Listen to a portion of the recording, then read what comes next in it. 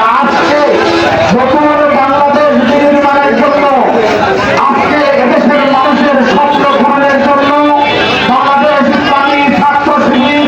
ঢাকা বিশ্ববিদ্যালয়ে 1977 সালের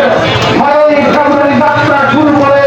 2024 সালের নতুন দিগন্ত ওই ঢাকা বিশ্ববিদ্যালয়ে শিবিরের জয়ের মাধ্যমে শুরু হয়েছে।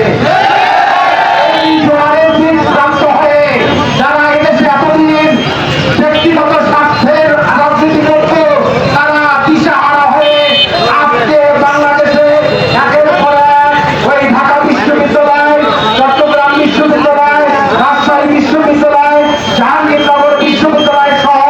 সারা দেশের সকল বিশ্ববিদ্যালয় কলেজে, মেডিকেল কলেজে শিবির যখন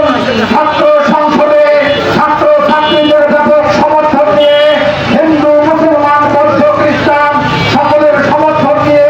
বিজয় লাভ করছে। এই বিজয় দেখে আজকে এক শ্রেণীর দেউলিয়া রাজনীতিবিদ তারা দিশাহারা হয়ে আজকে শাহজালাল বিজ্ঞান ও প্রযুক্তি বিশ্ববিদ্যালয়ের নির্বাচন হাইকোর্টে গিয়ে স্থগিত করেছে।